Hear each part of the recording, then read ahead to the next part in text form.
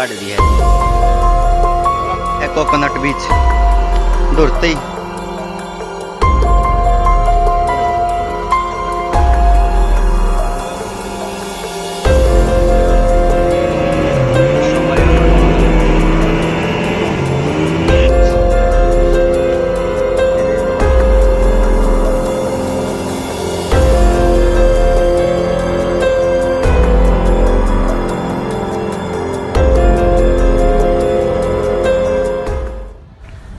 আসসালামু আলাইকুম, কেমন আছেন সবাই?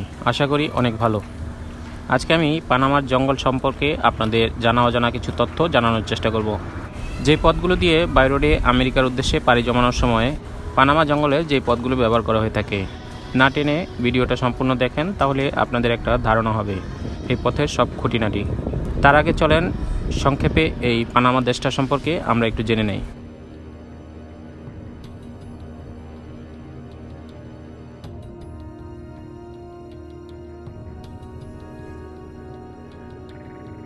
পানামার সরকারি নাম হচ্ছে রিপাবলিক অফ পানামা। এটি উত্তর ও দক্ষিণ আমেরিকা মহাদেশের সংযোগকারী মধ্য আমেরিকার একেবারে দক্ষিণাংশের একটি দেশ।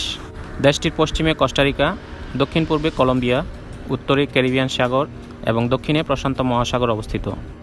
এই দেশটিতে জনসংখ্যা প্রায় 41,76,000। পানামার সরকারি ভাষা হচ্ছে স্প্যানিশ। দেশটির 90% খ্রিস্টান ধর্ম, 8% নাস্তিক, কোনো ধর্মে বিশ্বাসী না, বাকি 2%-এর অন্যান্য ধর্মে বিশ্বাসী। মুসলিমের সংখ্যা একেবারে না এর বরাবর। পানামা সিটি হচ্ছে পানামার বৃহত্তম শহর এবং রাজধানী। পানামার সরকারি মুদ্রা হচ্ছে পানামিয়ান বালবোয়া। পানামিয়ান এক বালবোয়া সমান বাংলাদেশি 85 টাকা। পানামার মধ্যে 100 কিলোমিটার বিস্তৃত হচ্ছে এখানকার পানামা জঙ্গল, যেখান দিয়ে প্রতিদিন প্রায় হাজারো মানুষ অবৈধ পথে পার হয়ে যাচ্ছে আমেরিকার উদ্দেশ্যে।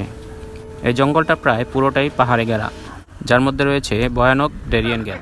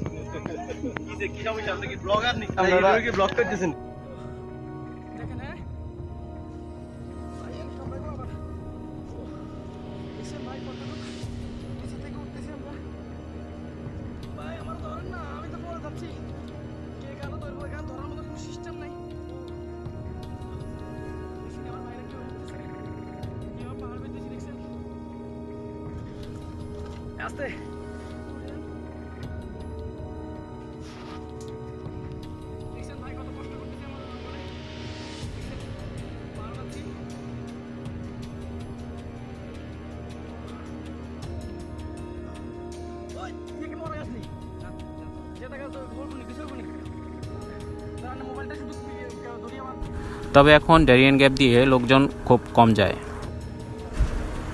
এখন প্রথমে কলম্বিয়ার নিকোক্লি সমুদ্র পার থেকে, এই যে দেখছেন এটা হচ্ছে নিকোক্লি সমুদ্র। এই সমুদ্রটাও পাড়ি দেওয়া খুবই ভয়ঙ্কর, কারণ সবসময় এই সমুদ্রটা উত্তাল থাকে। এর মধ্যে বোটে করে নিয়ে যাবে পানামার কাপুরগান্না নামক একটা জায়গায়, তারপর কাপুরগান্না থেকে পানামার কোকোনাট বীজ দিয়ে।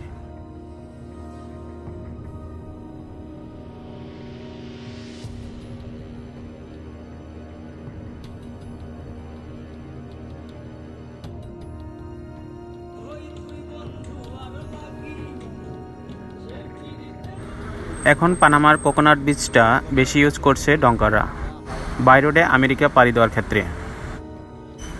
পানামার পুরো জঙ্গলটা পার করতে প্রায় 3 থেকে 4 দিন লাগে। যখন বৃষ্টি হয় তখন ভয়ানক রূপ ধারণ করে এই পানামার জঙ্গল।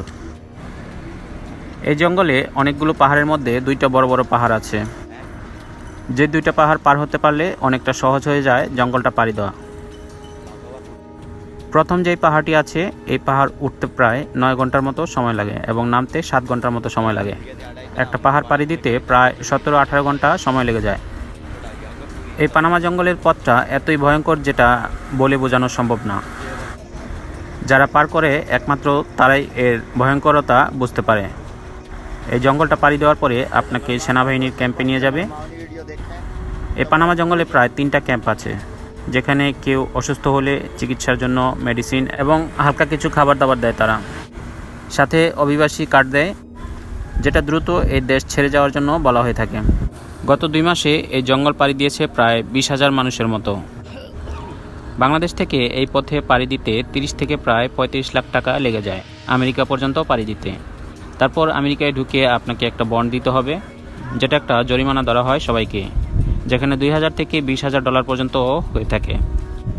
তো এই পানামা জঙ্গলটা পাড়ি দেওয়ার পরে আপনাকে নিয়ে যাবে কোস্টারিকায়। কোস্টারিকা হচ্ছে পানামার পরের দেশ। তো পরের ভিডিও সেখানকার দেওয়ার চেষ্টা করব, কিভাবে কোথায় কোন পথ দিয়ে নিয়ে যাচ্ছে সব বিস্তারিত জানানোর চেষ্টা করব। তো আপনারা পারলে চ্যানেলটা সাবস্ক্রাইব করে রাখেন, না পারলে পরে আসতে ধীরে করেন, কোনো সমস্যা নাই। তো ল্যাটিনের দেশগুলোতে এখন ভিসা হচ্ছে, অনেকেই ল্যাটিনে আসতেছে। আমার পরিচিত অনেকেই আসছে গত কয়েক মাসে। ভিসা পাওয়ার জন্য কি কি পেপারস লাগতেছে, কি কি প্রসেসে আসা যায়, এই নিয়ে কয়েকটা ভিডিও আমার চ্যানেলে দেওয়া আছে। আপনারা চাইলে ভিডিওগুলো দেখে আসতে পারেন, তাহলে আপনাদের একটা আইডিয়া হবে ল্যাটিন আমেরিকা দেশগুলোর ভিসা পাওয়ার ক্ষেত্রে। জো বাইডেন ক্ষমতায় আসার পর থেকে এই পথে মানুষের যাতায়াত অনেকটাই বেড়ে গেছে, কারণ ডোনাল্ড ট্রাম্পের সময় এই পথগুলো সব প্রায় বন্ধর মতো অবস্থা ছিল, কারণ মেক্সিকো বর্ডার দিয়ে অনুপ্রবেশকারীদের পথ সম্পূর্ণ বন্ধ করে দিয়েছিল। কিন্তু জো বাইডেন আসার পর এখন হাজার হাজার মানুষ আমেরিকায় প্রবেশ করতেছে। তো সবশেষে বলবো, তো আপনাদের কাউকে আসার জন্য এই পথে উৎসাহ করছি না। এই পথ সহজ না, অনেক কঠিন। আপনারা লিগেলভাবে আসেন, লিগেলভাবে চেষ্টা করেন, টাকা আরও কম লাগবে লিগেলভাবে আসতে গেলে। তো দেখা হচ্ছে পরের ভিডিওতে, সেই পর্যন্ত ভালো থাকবেন, সুস্থ থাকবেন। আল্লাহ হাফেজ।